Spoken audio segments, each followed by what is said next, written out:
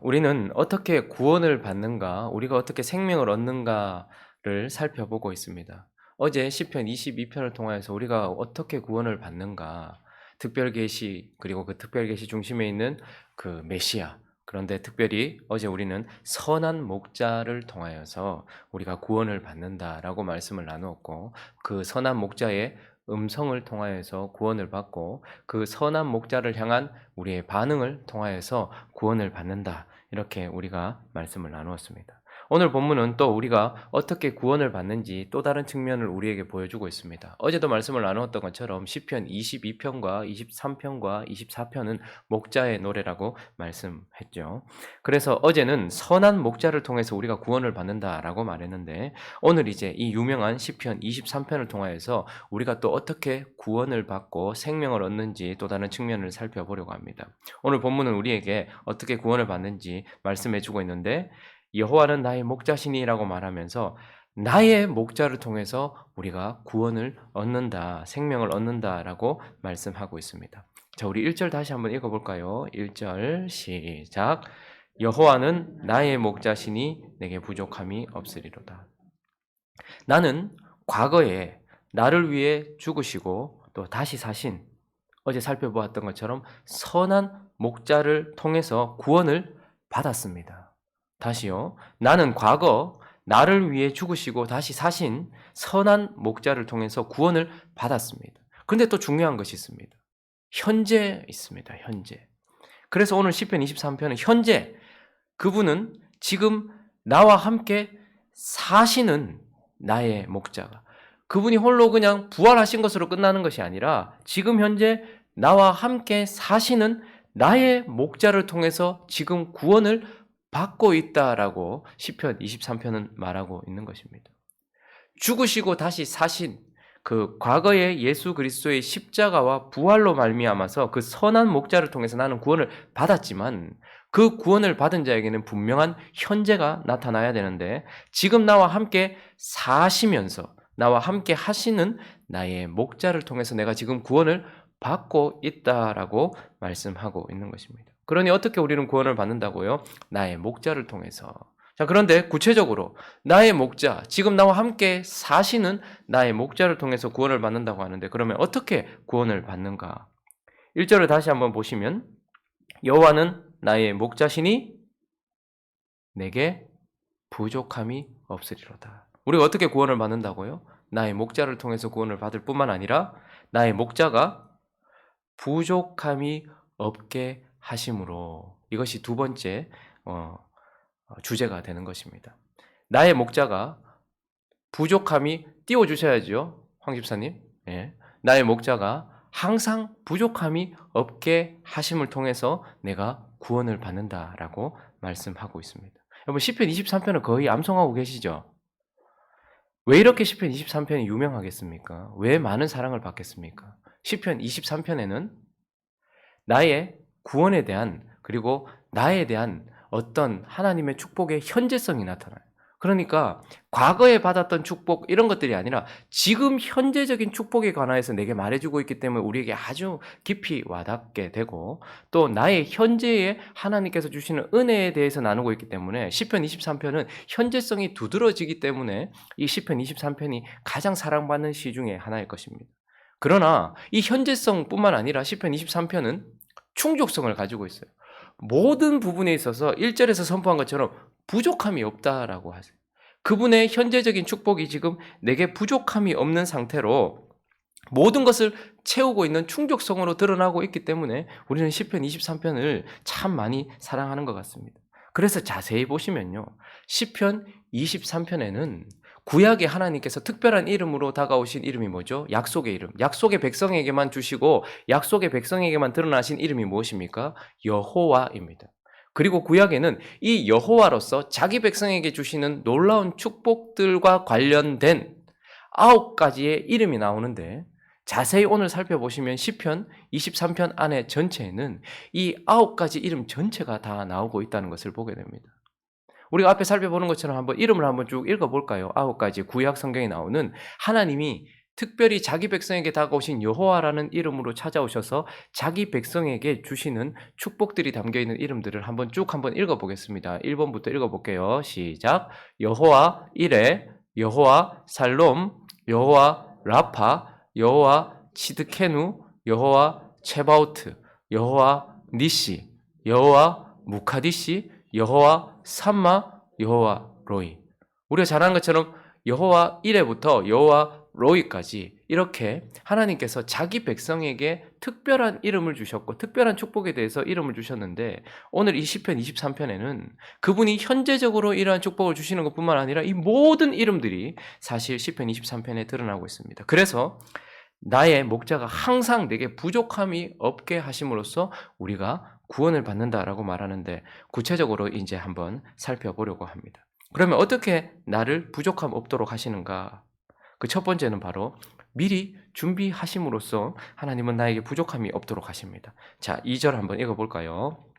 2절에 있습니다. 시작. 그가 나를 푸른 풀밭에 누이시며 쉴만한 물가로 인도하시는도다.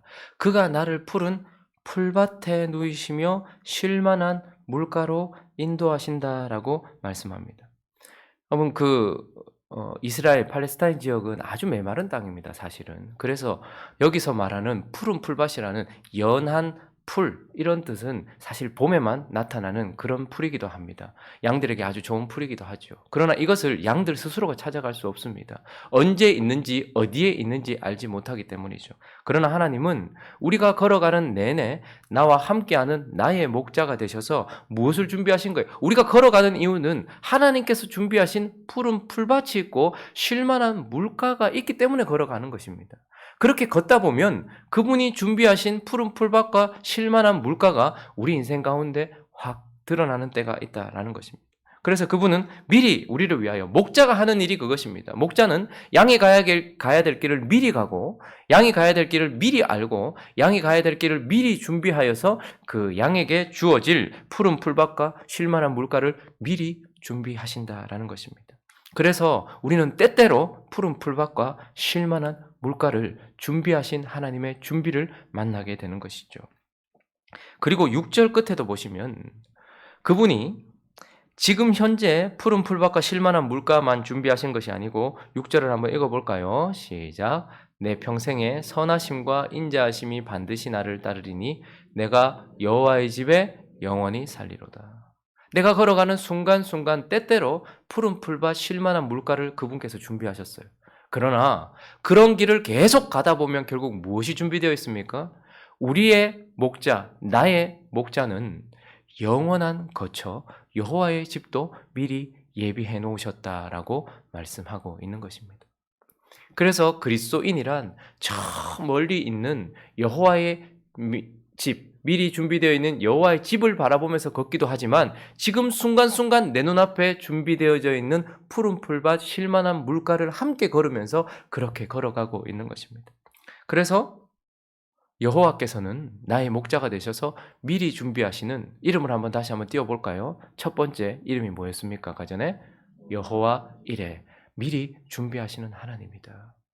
하나님께서 쉴만한 물가를 미리 준비하셨다라고 말씀하십니다. 자, 두 번째, 그분은 또 나에게 항상 부족함이 없도록 하심으로써 나를 구원하시는데, 두 번째는 나에게 평안을 주심으로써 나에게 부족함이 없도록 하신다라고 말씀합니다. 2절을 다시 한번 보실까요? 2절 다시 한번 보시면 그가 나를 푸른 풀밭에 어떻게 해요? 누이시며 쉴만한 물가로 인도하시는도다. 여러분, 여기서 나온 눕는다라는 단어는 양에게 있어서 참으로 어려운 단어입니다. 여러분, 양이 참 우리를 많이 닮았거든요. 그래서 양이 누우려고 하면 몇 가지가 반드시 충족이 돼야 됩니다. 필립 켈런이라는 분이 아마 목사님인 것 같은데, 이분이 실제로 8년 동안 목자가 되셨어요. 그래서 양을 치셨어요. 그리고 난 이후에 시편 23편에 대하여서 이제 스스로가 이제 기록한 책이 있는데요. 아주 유익합니다. 근데 그분이 이제 양을 치면서 성경을 통해서 진짜 깨닫게 된 것은, 양은 네 가지가 충족되지 않으면 결코 눕지 않는다라고 해요. 첫 번째는 마음에 두려움이 있거나 근심과 걱정이 있으면 양은 절대 눕지 못한답니다. 그럼 우리를 많이 닮았지 않습니까? 어제 잠 평안히 주무셨습니까? 누우면 잡니까? 그것도 복입니다. 그런데 사람이란, 특별히 그리스도인들은 마음에 두려움이 있고 근심과 걱정이 있고 마음에 원한이나 분노가 있으면 절대 잠을 자지 못해요. 양이 그렇습니다. 그래서 두려움이나 근심, 걱정이 제거되어야지만 양이 눕는다라고 말해요. 그리고 두 번째는요, 양은 사회적 동물이에요. 참 희한하죠, 양이. 그래서 양이 옆에 있는 양하고 갈등이 있으면 눕지를 못해요. 옆에 있는 양한테 당했거나 옆에 있는 양한테 뭔가를 찔렀거나 그렇게 해서 양과의 불화, 갈등이 있으면 양이 절대 눕지를 못한다고 합니다. 그리고 또 세 번째는요, 양이 해충이나, 그러니까 뭐 팔이나 목이나 뭐 거기에 있는 어떤 해충들이 있겠죠. 그런 외적인 공격을 받으면 이 예민해서 절대 잠을 못 잔다고 하죠. 우리 참 많이 닮았지 않습니까? 혹시 어제 평안히 주무셨으면 둘 중에 하나겠죠. 나는 사회적으로 옆에 있는 성도들하고 또 주변에 있는 사람들하고 잘 지내시거나 아니면 해놓고도 모르거나 둘 중에 하나일 겁니다. 그리고 또 이 해충, 파리나 모기 같은 것들이 자기를 괴롭히면 그냥 무시하고 자지를 못해요. 그게 해결되지 않으면 절대 눕지를 못하는 거예요. 마지막으로 한 가지는요, 또 양도 배고픔, 가장 기초적인 어떤 체험이죠. 배가 고프면, 속이 비어 있으면 절대 눕지를 못한다라고 말합니다. 참 양이 우리를 많이 닮았어요. 그런데 이런 와중에도 양이 누울 수 있는 이유는 무엇이냐면 목자, 그 양의 목자, 나의 목자가 그 양의 모든 필요들을 다 채워주는 것입니다. 그래서 실제로 다윗도 얼마나 많은 두려움이 있었습니까? 근심 걱정이 있었습니까? 내일을 보장받지 못한, 2시간 뒤를 보장받지 못한, 잠을 2시간도 못 자는 그런 상황 속에 있었을지라도, 그리고 수많은 갈등과 그리고 어려움이 있었을지라도, 그리고 자기를 괴롭히는 해충과 같은 그런 상황들이 있었을지라도, 그리고 기초적인 것도 사실은 굴이나 광야에 지나면서 제공받지 못하는 그런 상황 속에서도 다윗이 사실은 눕고 깨기도 했다라는 것을 우리가 알고 있죠. 그러니까 하나님은 우리에게 미리 푸른 풀밭과 쉴만한 물과 그리고 영원한 집을 예비하신, 그런 예비하신 하나님이기도 하지만 지금 따라가는 그 양들에게 무엇을 제공하시는 분입니까? 바로 평안을 제공하시는 분이다라고 말씀하고 있는 것입니다. 자, 그래서 다시 이름을 한번 보면 우리가 두 번째 우리가 살펴봤던 이름이 무엇입니까? 여호와 살롬, 평안의 하나님이다. 그렇게 해서 우리가 지금 현재 부족함 없이 구원을 받고 있다라고 말하고 있는 것입니다. 또 세 번째는 무엇인가 하면 나를 치료하심으로써 내가 지금 그분에게 구원을 받고 있다라고 말하고 있습니다. 자, 3절 한번 볼까요? 3절 첫째 줄을 한번 읽어봅니다. 시작. 내 영혼을 소생시키고. 우리는 예수 그리스도, 과거에 십자가에서 죽으신 예수 그리스도로 말미암아서 우리의 죽었던 영이 살아서 새로운 생명을 얻었습니다. 그러나 그 새로운 생명으로 우리는 계속 걷고 있어요. 그래서 우리의 현실 속에서, 그리고 영원한 집에 거하기 전까지, 그곳에 도착하기 전까지 우리는 끊임없이 험한 길을 걷게 되고 위험한 사람들과 함께 가게 되고 여러 가지 어려운 상황들을 만나면서 우리의 영이 어떻게 됩니까? 상처받고 또 힘든 가운데 있습니다. 그러나 오늘 시편은 뭐라고 말씀하고 있습니까? 그런 내 영혼을 또 어떻게 하십니까? 소생시키신다라고 말씀하고 있는 것입니다. 우리가 받았던 상처 가운데서 하나님은 우리를 소생시키시고, 우리가 받았던 어려운 그 환경 가운데서도 그 순간 우리가 힘들고 어려웠을지 모르지만 마치 격리를 시키고 또 입원을 시킨 환자가 며칠 동안 심한 아픔 가운데 있었지만 치료를 받고 난 이후에 건강하게 나온 것처럼 하나님은 우리의 영혼을 어떻게 해요? 또다시 소생시키신다라고 말씀하고 있는 것입니다. 엘리야와 같이 그렇게 강했던 사람도 영적인 전쟁 가운데 승리를 했지만 그러나 우울증에 빠지고 공황장애에 빠지고 대인기피증에도 빠지고 그래서 죽기를 강구할 만큼 쓰러졌던 그도 어떻게 합니까? 하나님이 찾아가셔서 그를 만져주심으로써 그 영혼을 소생시키시고 다음 사역을 감당하도록 하셨습니다. 나이 많아 늙어서 밤모섬의 유배를 받고 주님 앞에 주님을 보자마자 엎드려 쓰러졌던 그 영혼, 죽게 된 것 같은 그 사도 요한의 영혼도 하나님께서 어떻게 하십니까? 예수 그리스도께서 만지시면서 그를 또 소생시켜 주신 것입니다. 우리의 영혼도 그렇지 않습니까? 우리는 수많은 상처와 수많은 어려움 가운데 여기까지 왔습니다. 그런데 지금 여기에 앉아 있을 수 있는 이유가 무엇입니까? 그분이 때때로 우리를 소생시키셨기 때문에 그렇습니다. 우리의 받았던 상처, 우리의 아픔, 우리의 죽음과 같은 시간 속에서도 하나님이 우리의 영혼을 소생시키셔서 이곳에 있는 것입니다. 그분이 우리를 치료하셨다는 것이죠. 그래서 또다시 이름을 보시면 한번 세 번째 이름을 한번 볼까요? 무엇입니까? 여호와 라파. 무엇입니까? 치료하시는 하나님. 우리는 그분으로 말미암아 치료함을 받아서 지금 구원을 받고 있는 것입니다. 자, 그러면 이제 네 번째, 또 하나님께서 어떻게 부족함이 없도록 하시는가? 그 네 번째는 우리를 의롭게 하심으로써 부족함이 없도록 하신다라고 말합니다. 자, 3절 두째 줄을 다시 보실까요? 읽어봅니다. 시작. 자기 이름을 위하여 의의 길로 인도하시는도다. 여러분, 우리는 2절을 참 좋아해요. 나를 푸른 풀밭 쉴 만한 물가로 인도하신다라는 2절을 참 좋아합니다. 그분은 분명히 우리를 때때로 그분이 예비하신 푸른 풀밭 쉴 만한 물가로 인도하세요.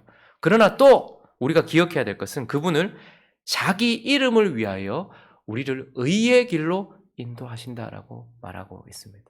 여러분, 살다 보면 하나님 앞에 사람 앞에 참 내가 추하다 더럽다라는 것을 깨닫게 되는 것은 성숙의 증표입니다. 이건 우리에게 반드시 있어야 됩니다. 나는 벌레와 같다. 나는 지렁이 같다. 라는 것을 때때로 느끼는 것은 우리에게 참 필요합니다. 그러나 그때 무너질 수 있어요. 나는 이런 인간밖에 안 돼. 나는 이런 사람밖에 안 돼. 라고 내가 무너질 수 있단 말입니다. 그러나 그분이 우리를 어떤 길로 인도하신다고요? 푸른 풀밭 쉴 만한 물가로도 인도하시지만 예수 그리스도의 죽음을 통하여 얻은 그분의 의의 길로 우리를 인도하세요. 그래서 우리가 나의 자랑, 나의 어떠함 때문에 의롭다라고 하나님 앞에 사람 앞에 설 수 있는 것이 아니라 주의 의로우심 때문에 하나님 앞에 설 수 있는, 그래서 저와 여러분들이 걸어가는 길은 바로 주님이 성취해 놓으신 의의 길이라는 말입니다. 그래서 그분이 우리를 의의 길로 인도하세요. 다시 일어날 수 있는 것입니다. 하나님 앞에도 설 수 있고 사람 앞에도 다시 설 수 있는 것입니다. 그래서 그분이 얻어놓으신 의의 길로 인도할 뿐만 아니라 그런 의에 합당한 길로 우리를 또 인도하세요.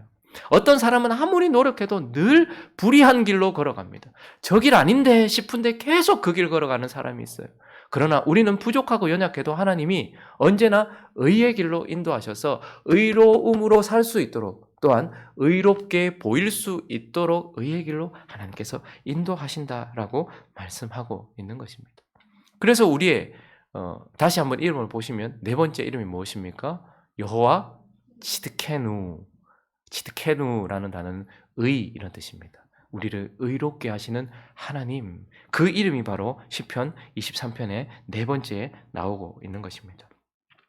자, 그리고 다섯 번째, 우리를 또 의롭게 하실 뿐만 아니라 우리를 보호하신다라고 말씀합니다. 우리를 보호하시는 하나님이다라고 말씀하고 있습니다. 4절 한번 읽어볼까요? 4절 있습니다. 시작. 내가 사망의 음침한 골짜기로 다닐지라도 해를 두려워하지 않을 것은 주께서 나와 함께 하심이라. 주의 지팡이와 막대기가 나를 안위하시나이다. 여러분, 우리가 걸어갈 때 그분이 예비하신 푸른 풀밭 쉴 만한 물가가 있습니다. 그러나 그런 푸른 풀밭과 쉴만한 물가를 지나고 그리고 영원한 집으로 가기 위하여서 우리가 걸어가는 여정 속에는 반드시 골짜기도 있습니다. 왜 우리가 이 길 가야 되나? 왜 골짜기를 접어들어야 되나? 영원한 집으로 가는 길이기 때문에 그렇거든요. 그런데 문제는 무엇이냐면 이 골짜기가 양들에게 있어서는 가장 위험한 순간입니다. 이 골짜기를 지날 때. 그래서 그때의 선한 목자는 가장 예민하게 반응하고 가장 중요하게 생각하는 때입니다. 골짜기를 지나는 동안 양들이 가장 위험한 이유는 두 가지 때문입니다. 하나는 물 때문이에요. 갑자기 비가 오면 골짜기에 물이 불어나서 양들이 떠내려가서 죽임을 당할 수 있기 때문입니다. 그리고 골짜기에는 가끔씩 양들이 마실 물이 없기 때문에 하나님은 물이 없는 골짜기를 지날 때마다 나의 선한 목자는 빠른 시간 안에 그것을 지날 수 있도록 시간도 정하고 계시죠. 그래서 첫 번째는 이 물이 갑자기 불어나거나 혹은 마실 물이 없을 때, 그때가 양에게 가장 위험한 때거든요. 그런데 그때 하나님께서 어떻게 하실까요? 그의 지팡이로 물에 떠내려가려고 하는 우리를 건져주시는 하나님이란 말입니다. 그의 지팡이가 물을 먹지 못하고 다른 길로 걸어가는 우리를 건져내시는 지팡이. 이렇게 굽어 있는 지팡이가 자기의 양들을 위험 가운데 건져내시는 용사로 우리에게 표현되고 있는 것입니다. 그런데 꼴짜기가 위험한 이유는 무엇이냐면 그곳에 맹수가 많기 때문입니다. 꼴짜기를 지나는 동안은 꼭 양들을 노리는 악한 짐승들이 거기에 있어요. 그래서 그때 어떻게 합니까? 나의 선한 목자는 막대기를 가지고서, 이 막대기는 누구를 위하여서? 양들을 지키기 위하여 맹수를 치는 막대기입니다.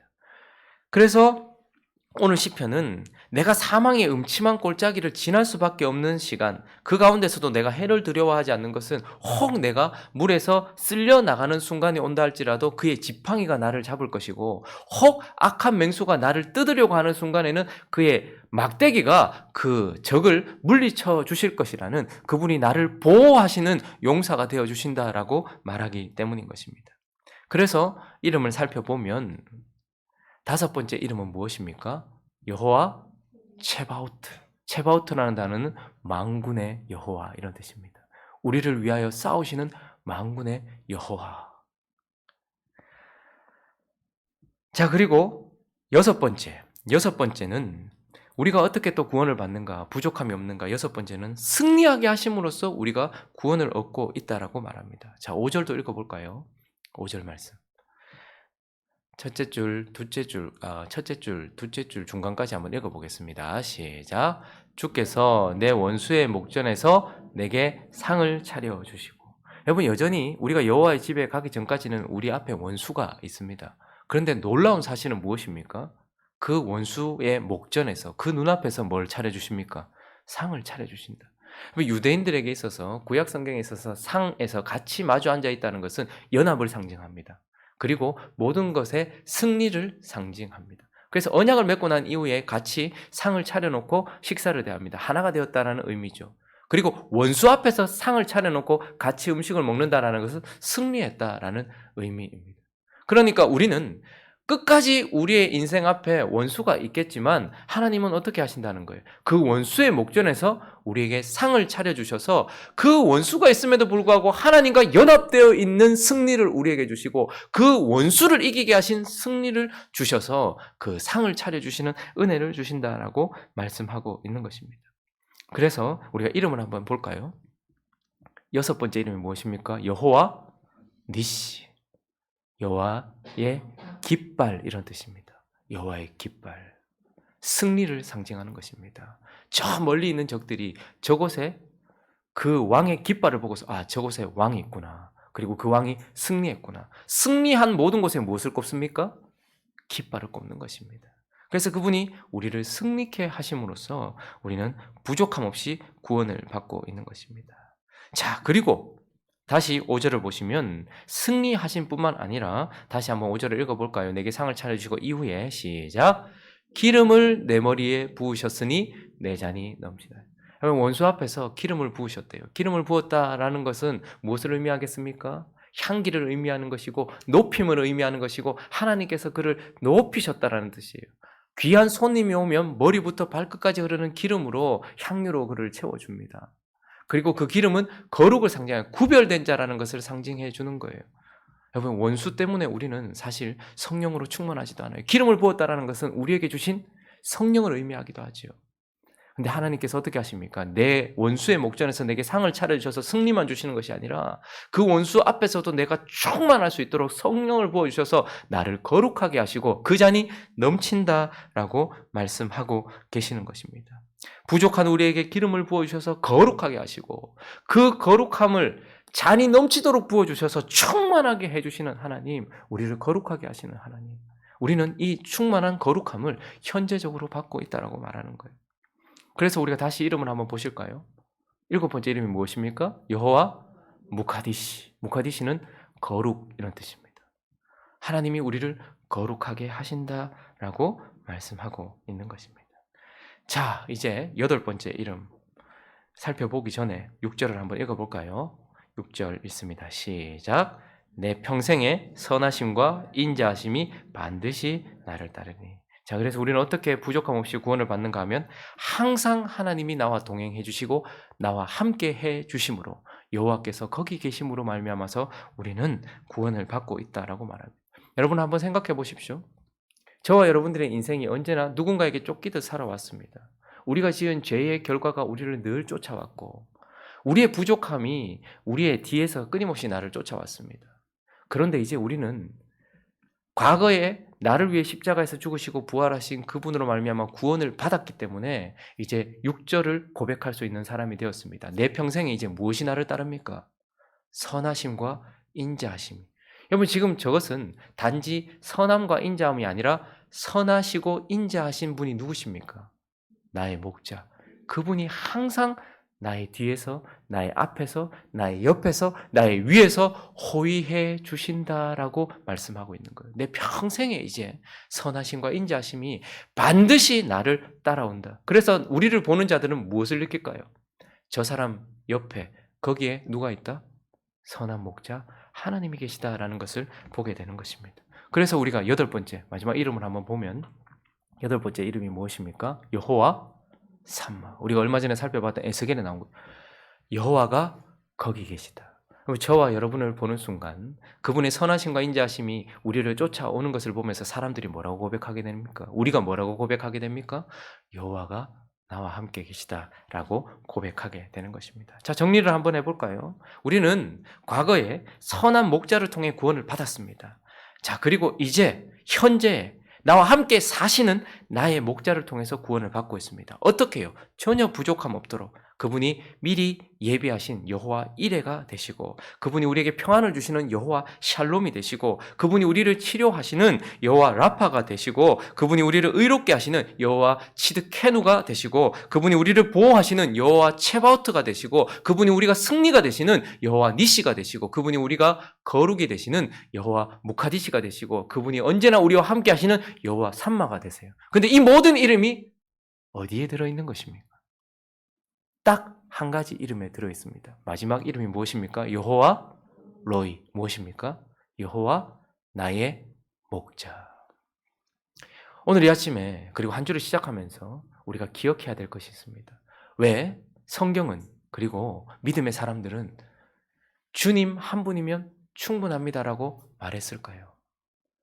그분이 나의 목자가 되시면 그 목자 되신 분 안에 이 모든 필요들이 다 있기 때문에 그렇습니다.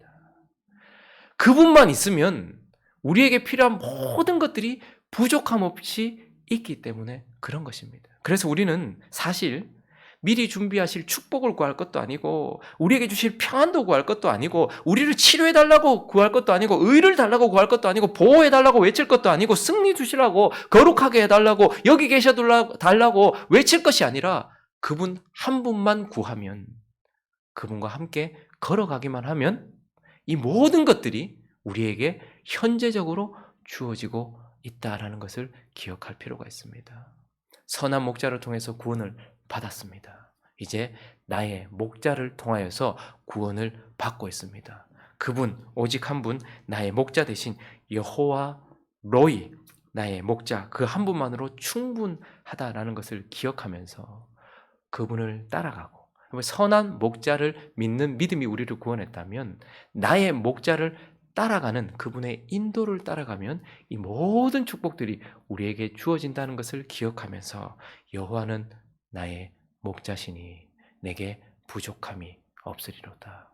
구원받은 자가 영원한 집에 거하기까지 필요한 모든 것들이 그분의 이름 속에 있고 그 모든 이름들이 여호와 나의 목자 안에 있다는 것을 기억하면서 그분을 한 걸음 한 걸음 따라가시면서 이 모든 축복들 현재적으로 누리시는 저와 여러분 되시기를 예수 그리스도 이름으로 축원합니다.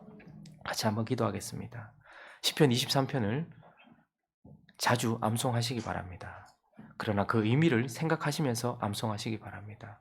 구원받은 자에게 구원받은 자가 걸어가야 될 길을 걸어가는 내내 필요한 모든 것들이 우리에게 주어졌다라는 것을 기억하게 하는 시입니다.